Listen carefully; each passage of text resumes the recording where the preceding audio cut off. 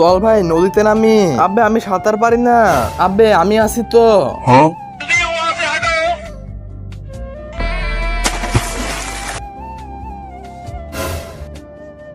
হ্যাঁ আব্বে তুই এত বড় কেন আর আমি এত ছোট হয়ে গেলাম কিভাবে? আবে ভাই এই এদিকে এদিকে নিচে তাকা। আবে ভাই এত ছোট হয়ে গেলাম কিভাবে? আমি বলতেছি যে এই নদীতে নামে সে এরকম ছোটই হয়ে যায়, কিন্তু কেন তা তো আমি জানি না। তোমরা সবাই ওই অভিশপ্ত দানবের জন্য ছোট হয়ে গেছো। ওরে অভিশপ্ত প্রস্রাব যার গায়ে লাগে সে এরকম ছোট হয়ে যায়, এজন্যই ও প্রত্যেকদিন এই নদীতে প্রস্রাব করে যেন মানুষ গোসল করতে আসে আর ছোট হয়ে যায়। কোনো একটা উপায় তো আছে এদেরকে বড় করার। হ্যাঁ ওর বড় ভাই আমার সঙ্গে আয়। ওই দেখ ওই অভিশপ্ত দানবের এটা বড় ভাই, এর প্রস্রাব যদি এদের গায়ের উপরে ছেটানো যায় তাহলে এরা আগের মতো বড় হয়ে যাবে। ঠিক আছে আমি নিয়ে আসতেছি, যাও।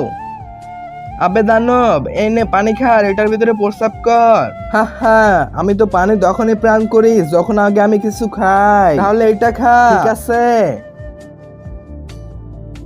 আমি ফল খাই না, আমি মাংস খাই।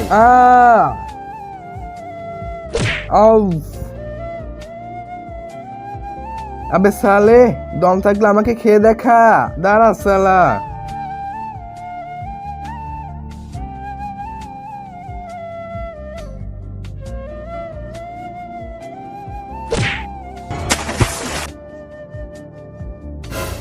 আবে আমি এত ছোট হয়ে গেলাম কিভাবে?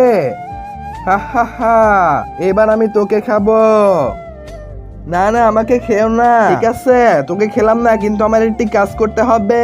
হ্যাঁ আমার হাতে প্রস্রাব কর।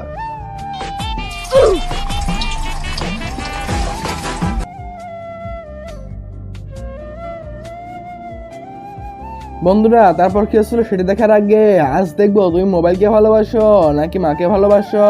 যদি মাকে ভালোবেসে থাকো তাহলে ভিডিওটিতে লাইক করে চ্যানেলটা সাবস্ক্রাইব করে দাও, আর অবশ্যই কমেন্টে আই লাভ ইউ মা লিখবে। লাইক সাবস্ক্রাইব না করলে তো বুঝে নেবো তুমি মাকে ভালোবাসো না। হ্যাঁ আবে আমরা বড় হইলাম না কেন? হ্যাঁ ওরা বড় হলো না কেন? আবে আমি বলেছি দানবের বড় ভাইয়ের প্রস্তাব ওদের গায়ে সেটালে ওরা বড় হয়ে যাবে, কিন্তু দানবটিকে তো তুই ছোট বানিয়ে ফেলেছিস, তাই ছোট দানবের প্রস্তাব এদের শরীরে কাজ করছে না, আর তোমরা কখনোই বড় হবে না। আবে শেষ একটা সুযোগ ছিল তাও বন্ধ করে দিলি। আবে কিরকম বন্ধু তো? আবে আমি কি করব, আমার সব বন্ধুই এমন।